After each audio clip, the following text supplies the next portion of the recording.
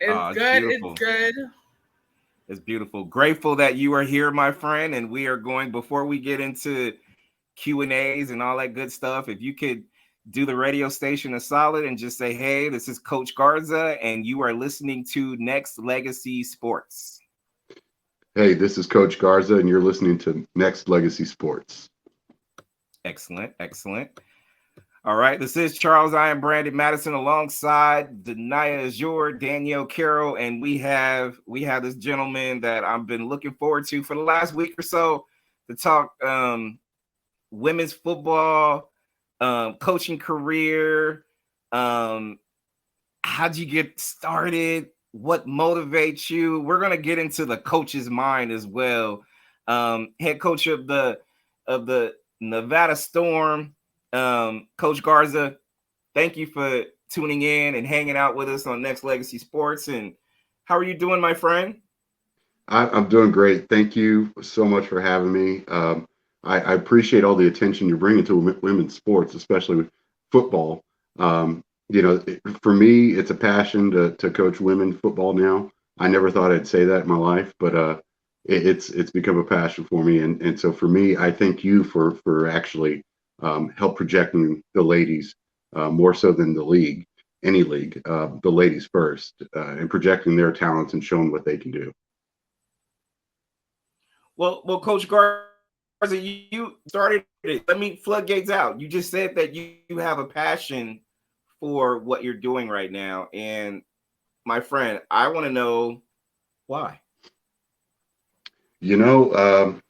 It's just always been there. I grew up in Central Texas and played football, my early years until they wouldn't allow me to play any longer. And for me, it's just that knowledge of teaching somebody a sport that really brings people together. And it's just an honor to be a part of the game and passing on traditions that, the future coaches that you're coaching now are going to take on and pass on to their future teams. And hopefully it's the right message that people will be able to take and live with from here on out. And so for me, I just want to be a little drop in the bucket of somebody's conversation later on down the line. So I'm just looking for football to be promoted, whether it be men's or women's, boys or girls. I just want football to be promoted and show that it's actually a game that could bring everybody together. So let's go back and talk about just your coaching history then. So this is clearly your passion. This is what you love to do. This is a great thing. But how did you get started coaching, and when was that point in time in your life where you felt like, you know what, coaching is a form of leadership, and I have the confidence to actually lead a group of men and women? That came about in a time of my life. I just left football behind, and I never thought football would come back into my life because it just, as an athlete, just wasn't successful for me. So I'd counted football out, and one of my best friends that I went to college with, he just kind of reached out to me one day and said, "Hey, I'm coaching football out here in Nevada. Do you want to come coach with us?" And he asked for a good solid year before I said, "Okay, stop bothering me. I'll get on the plane." And 2009, I came out to Reno, Nevada, and started coaching out at Sparks High with him. Directly off the plane, got my bags, put them in the back of his truck, and he tossed me a shirt, and we went straight to the field. And for me, that was really significant because to me, it was like, okay, this is the structure that I missed, and the structure that I feel like projected me to be a better person day by day. Right. And so it just developed into that passion of, hey, I'm going to be, changing people's minds, molding people's attitudes and the way they see the game. And so I really took pride in that. And being a knucklehead coach my first year, I didn't really know what I was doing, but just it made me want to learn more. And it also reminded me how much I missed football. And when that time in my life when football was missing, it was just a blank slate that, there was no production. And without football, I truly don't think I'd still be around. Gotcha. Danielle?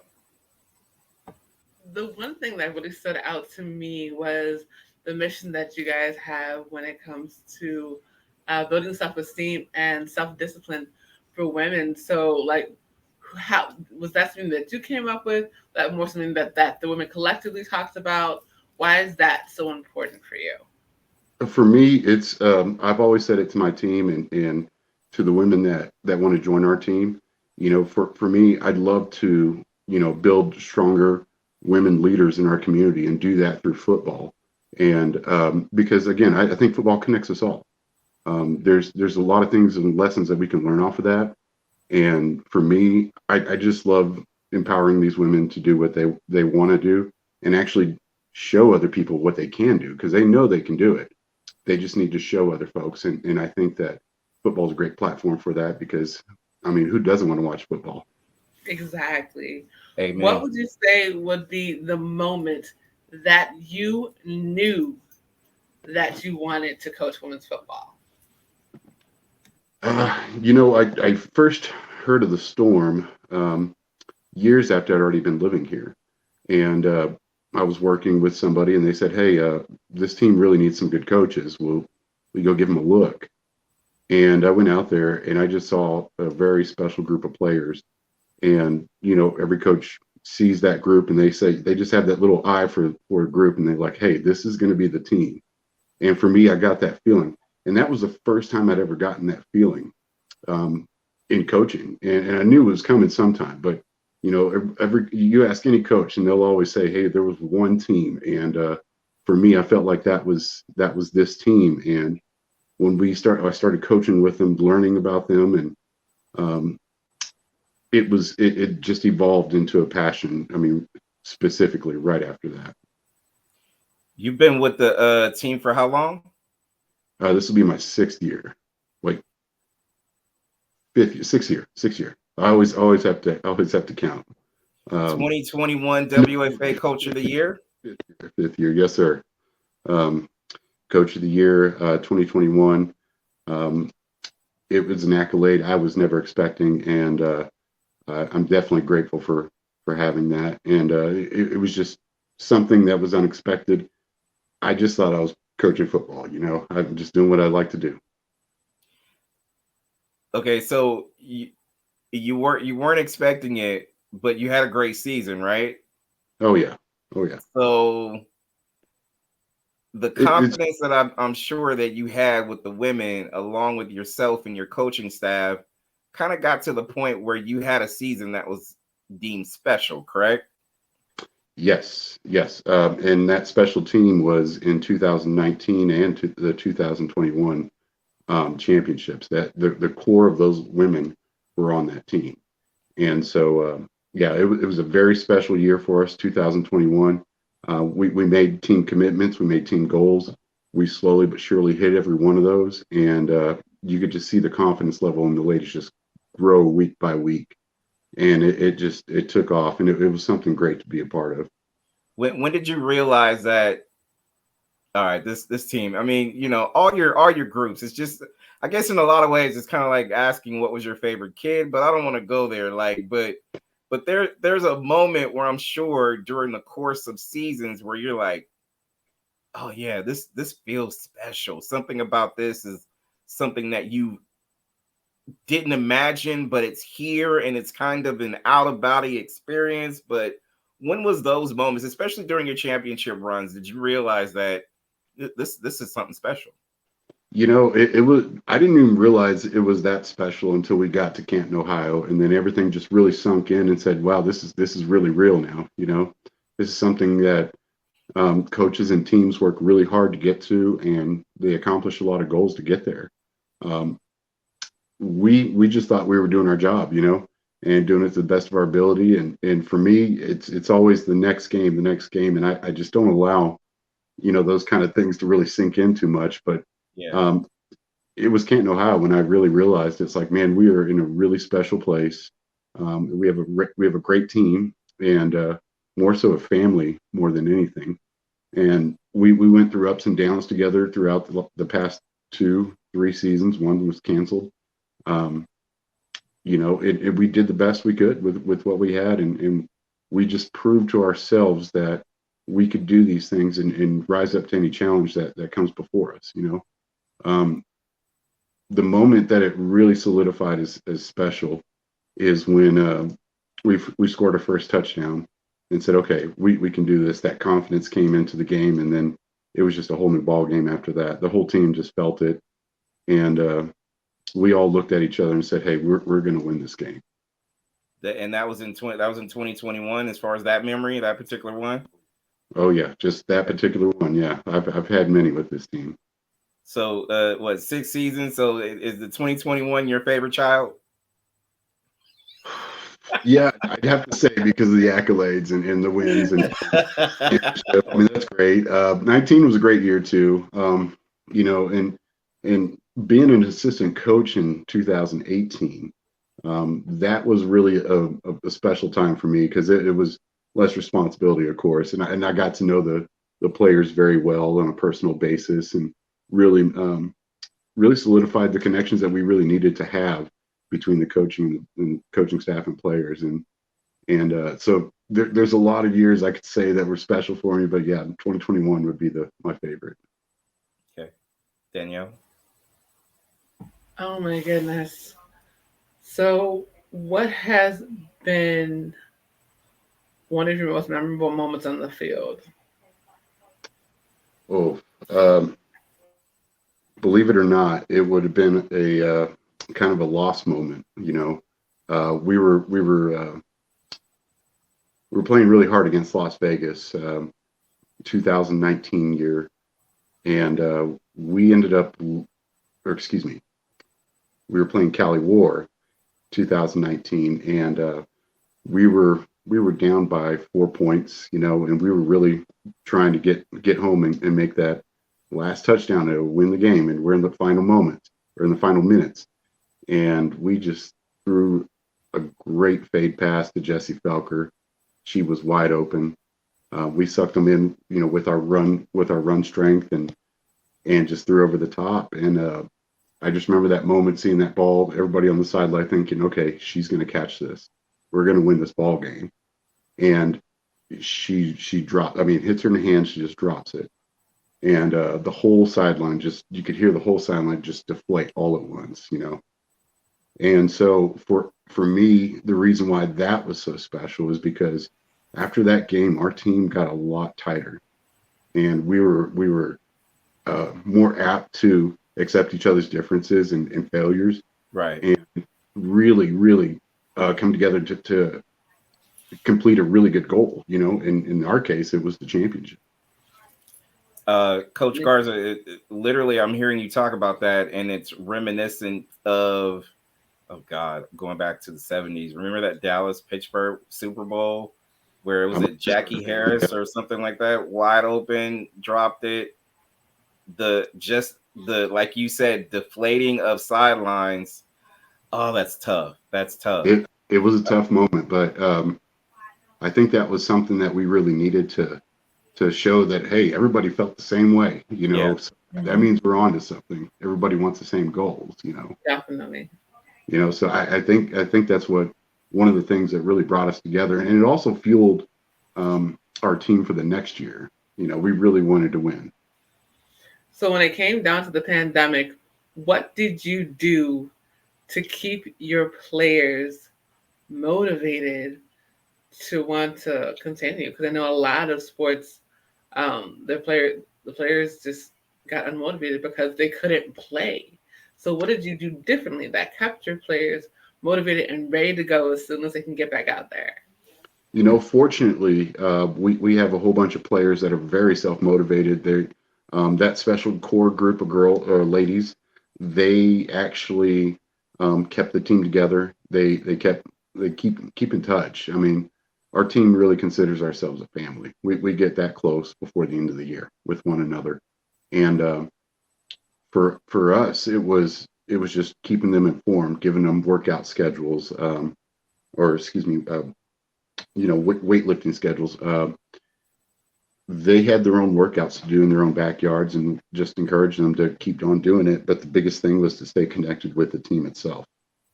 And the players of the team had to stick with other players of the team in order for us to be successful.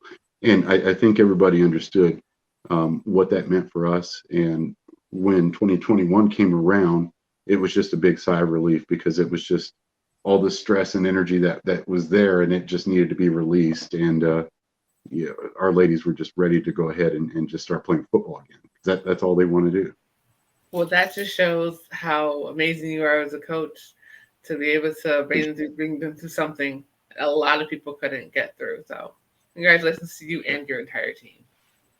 Yeah, appreciate that. Thank you very much. And Coach Garza, you're mentioning and you're taking the temperature of your team. You talk about creating a family environment, the atmosphere.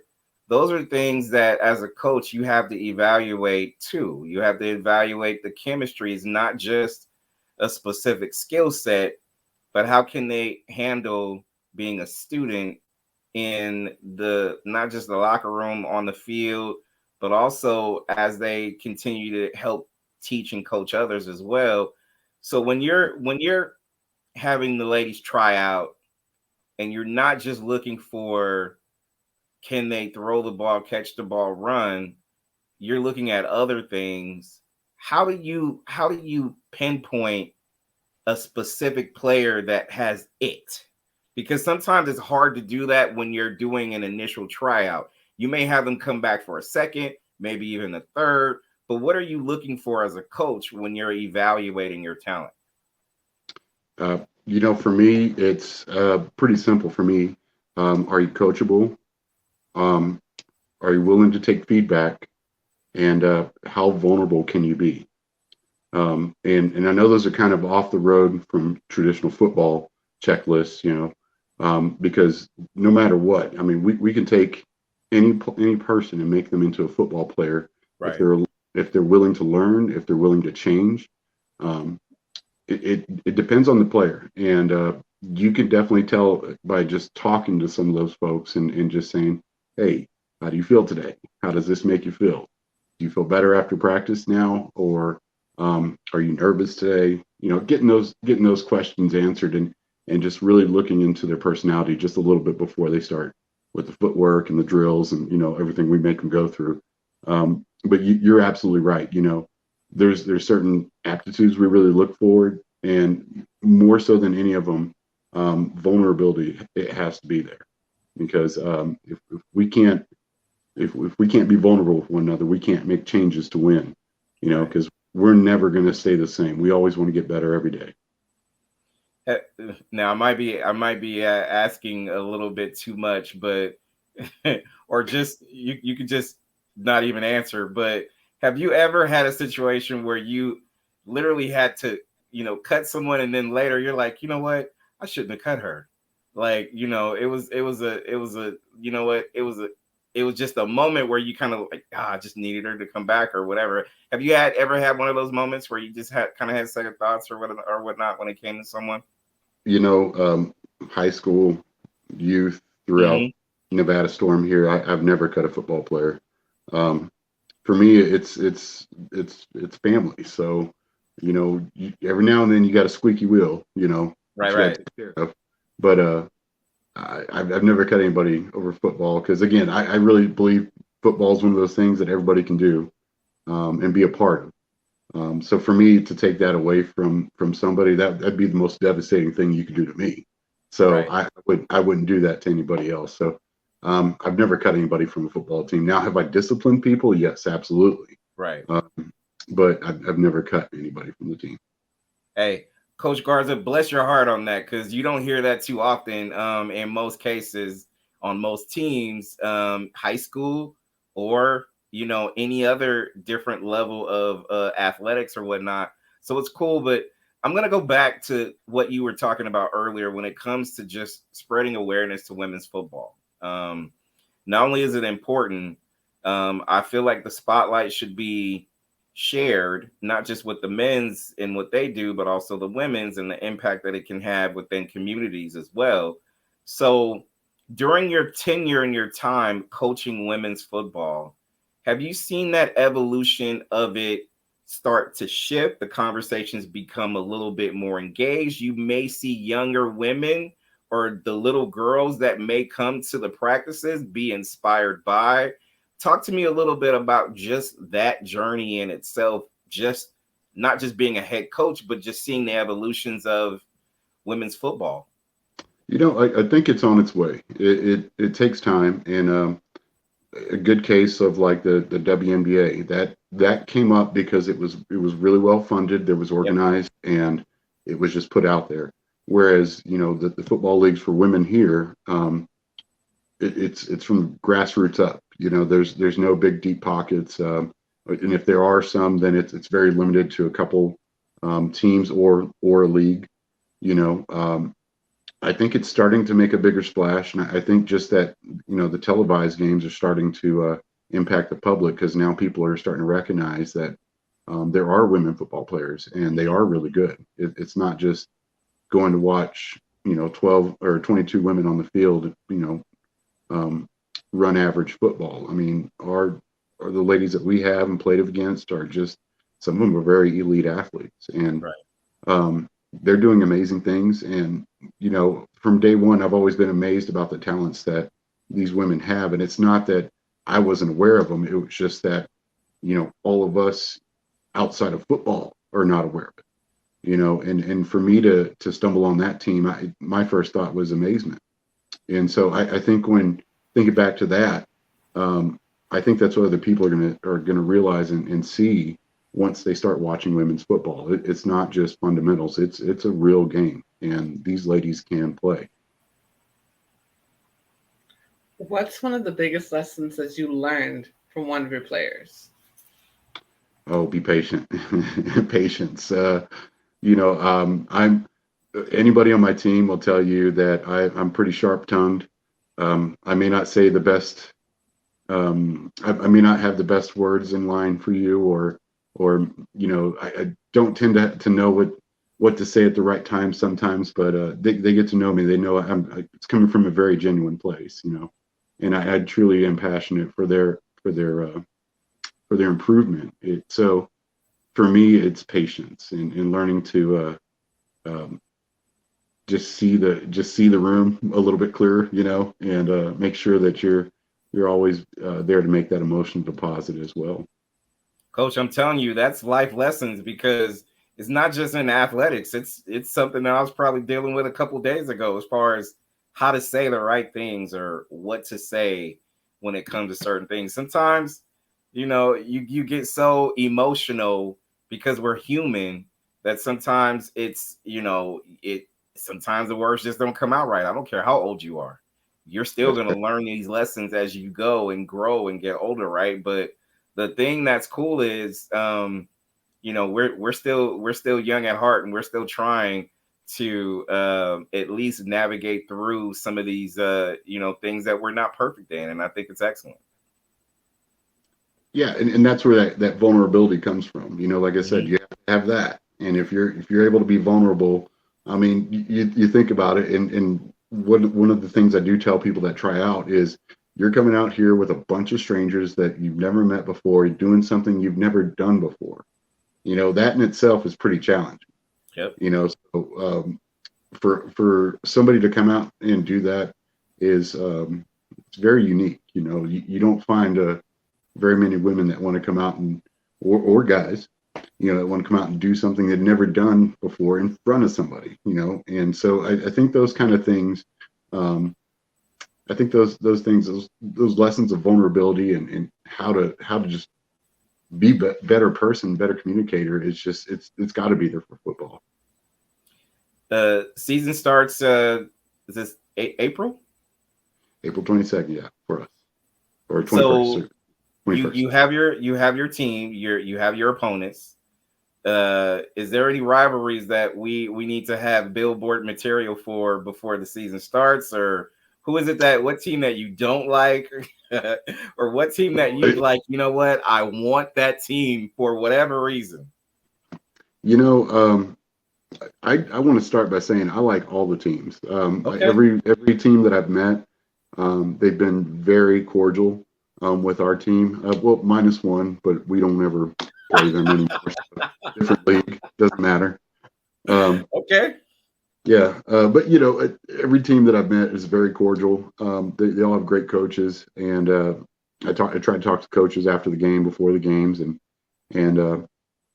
one of the things that we've all come to understand is that, especially here in the Western Conference of the WFA, we all respect one another, and we really do appreciate the other coaches that are across from us. With that said, the best games that we have played that we would say would be a rival would have to be Cali War. Yeah. So I would say that would be our rival. Whether we like it or not, or whether they like it or not, I think that's what it's coming down to. And I think it's a healthy rival. It's nothing like we don't like each other, because I absolutely love some of their players. Yeah. On their team, and I coached a couple in the All-American game in 2021, and got to know them a little better. And for me, it's a great team, great coaching staff. Run by a good organization, great organization. We really just want to have fun with it, and then at the end of the game, put our arms around each other and say, hey, that was a great game. Let's do it again next year, or let's do it again next time at my house. Right. We want to have that healthy community, that healthy rivalry there. So there's no bad blood for any reason, but it just seems like they seem to be our rival, and be our thorn in our side, and the same to them, every year after year. So I think rivalry week is always fun when and it's just like, you want to go against your big brother or your big sister or something like that, and you want to show them up in some cases, or little brother or little sister, or whatever the case may be. Bottom line is, the goal is to win. They're great and everything, Coach Garza. That's excellent. But I know you and your team, listen, we're gonna take this up a level every time we play you, and make it a healthy competition with no bad blood. Let's just get busy and do what we got to do. Yep, right. That's absolutely right. That coaching staff that they have is a great coaching staff. They're really thought out, and I like to say our coaching staff is as well. We have a mixture of older coaches and younger coaches on our staff, and everybody brings something to the table, and it just seems to be, my staff is on fire when we play those folks, and the ladies see it, they get behind it, and the players see it on both sides, and it becomes a great game every time we play them. So see Danielle, I feel like Coach Garza is real reserved until rivalry week, and then he's unleashed. He's like on another level. I could be wrong, but I feel like this is the calm coach right now. But game times, or when you have your rival, there's a different level to you, right?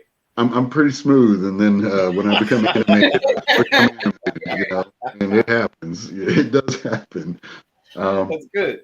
What about across the league right now? I mean, I'm just recently I just started really kind of diving deep to see the level of support that not just the women's league is getting, but the commitment that a lot of these women are actually paying attention to help other teams and other leagues and things like that. Not even trying to compare it to the mainstream sports and athletics, the football teams or whatnot, but this feels so good. So if there's people out there that is looking to, like Danielle and myself, we want to come to games and support, cover the games live, different things like that. What do you say to the people that actually is trying to, I guess in a lot of ways, just be a part of this and help it grow? Talk to some of the people that's on social media, hashtagging Nevada Storm, everything else of that nature, just trying to be able to pick up something where I think a lot of people are really starting to consume it and appreciate it as well. As far as all that publicity goes, we've done our fair share of social media, keeping up with our websites. At this time, at point in time, you kind of have to, especially with the league and trying to gain that recognition, like you said. Right. But it seems to be the best way to do it.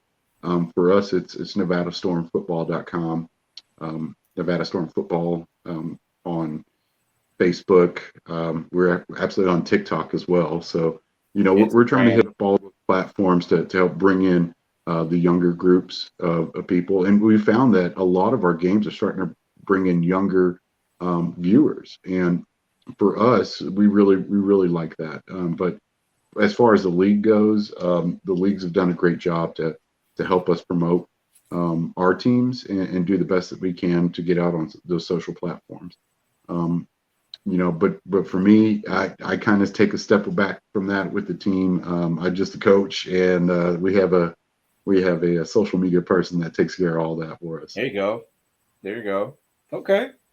Okay. But I know for sure it's interesting because I know I always look at sports like this. It's football, basketball, baseball. They're all different in their own right, in their own way when it comes to promoting, but also adding a human element to it as we're getting to know this coach or this player or the people behind the scenes that's putting together a league and things of that nature. But it's also cool to just have a face or a voice with the journey that each person is going through. It makes me want to root not just for the underdog, but for the person who's putting in a lot of time, effort, and practice and things like that. So with that being said, everything in social media, everything that you kind of see as a maturing league of women getting the spotlight they deserve, what else is next in your coaching career? You're going to continue to win championships, but in addition to that,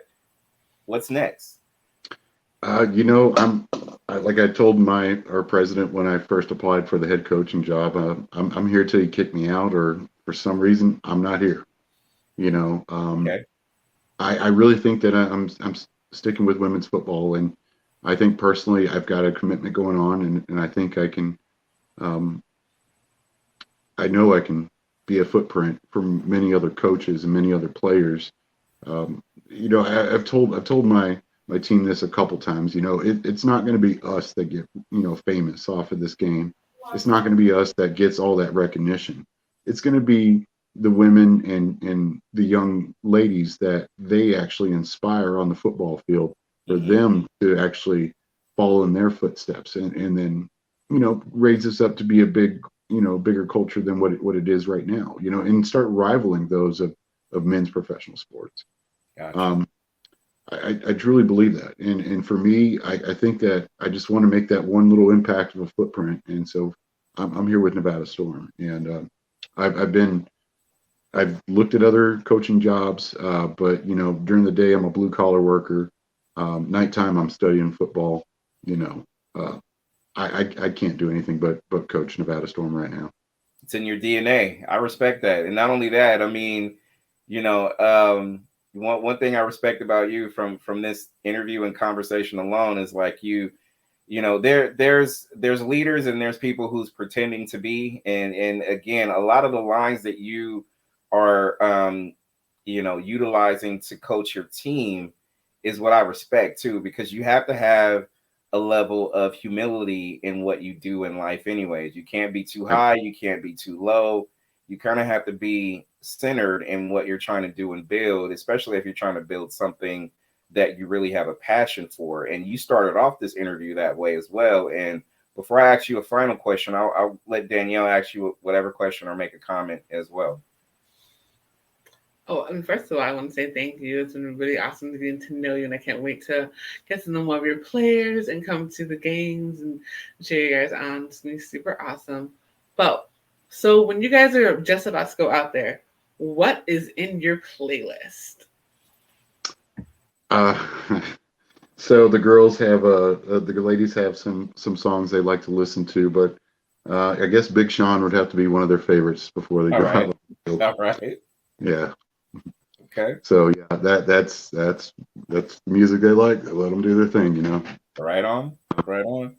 All right, Coach. What about your own personal playlist, Coach? What's in yours? Mine before the game, it's kind of hard. Before the game, it's usually something. If I'm around the players, I usually ask, "Hey, uppity, or what do you guys want to listen to?" I played in the '90s, so it always had to be some Motley Crue or something going on. But for me, recently before games, just something calm, smooth. Anything jazz. I love jazz theory. I love jazz music, believe it or not. So Last year, I think I played the most was, I think the last year I played a bunch of electronica, like smooth electronica before games, just to kind of let's calm down, because you got to get your head right, and it's not because you want to get hyped up. It's more of a, well, I'm the leader of this team, so I better be calm and cool and collective. So that way, they'll be calm, cool, collective, and it never works out that way, but I try. See, Coach Garza is a Zen kind of guy. Like, I get it. I get it. It's nothing wrong with that at all. Yeah. And finally, what else does Coach Garza do? Like, besides coaching, what are some of the other hobbies and or activities that you have as we're trying to get to know each other? What do you do? I'm an outdoor guy. I like camping. I like going off and getting lost on trails. That's a lot of fun.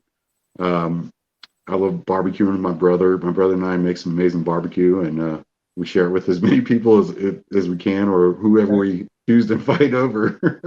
Other than that, I mean, I'm a pretty simple guy. I enjoy cooking, and I guess the other couple things, more so than anything, I love playing games. I love playing board games, video games, poker games, card games.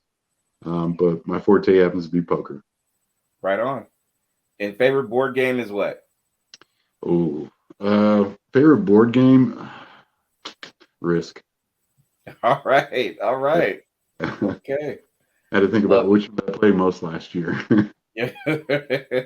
All right. So, hey, as getting to know you over the course of this moment, I want to not just thank you for hanging out with us, but I'm hoping that this can be the start of many, many more as we not just approach the season, but during the season, yes. having these moments where we could exchange dialogue about the games and, the fact that you're all undefeated at a certain period of time and you're closing in on a championship. And, I'm putting all this into the air right now. Hopefully that'll be the case. So, that's what I would like to continue to see when it comes to success, not just the wins and losses, but how you're carrying the ability to lead this team and helping these women become leaders as well, not just within the locker room, but also when they're out in the field. And I can't thank you enough for sharing this moment with us. And here's to many more, right? Yes, absolutely. I appreciate you very much for allowing me to come on your show here and actually just promote our team for a little bit. The ladies, I can't take away from them though. We have an amazing group of women on our team, and each one of them are talented in their own aspect, and I'm just so grateful that they allow me to coach them throughout football, and I appreciate that. So, but I appreciate you taking the time to broadcast this, and yes, I do want to see some more interviews when we're going undefeated in the season. You better believe it. You got that right. I love it. You better believe it. We're going to look back on this tape as the beginning of your run. I hope so. I really do hope so. We're going to do everything we can to make it possible. You got that right. You got that right. Hey, Coach Garza, I appreciate it. Thank you for taking the time out. And again, like I said, here's to many, many more interviews and future success of the Storm. And Danielle and myself, we'll be at some games, and hopefully we'll be able to do some of this live too. Hey, I appreciate it. Thank you so much for having me, and it was great meeting y'all. Pleasure meeting you as well. Coach Garza, soon to be what? You're going to be another Coach of the Year. I'm putting this into existence as well. Well, I'll work hard. I'll do whatever I can to get that, and maybe this time it wouldn't be so much of a surprise. There you go. It'll be expected. That's right. Yeah, we'll that one step at a time. One step at a time. One game at a time. One practice at a time. Hold on, let me go backwards. One practice at a time. So, Coach Garza, thanks again. Hey, thank y'all. Thank y'all. All right. Take care. Coach Garza, that is the awesome guy. Awesome guy. Coach Garza. Yeah, he's dope. He's the best. He is dope. Call me on the phone real quick. Because I know you got to catch up stuff.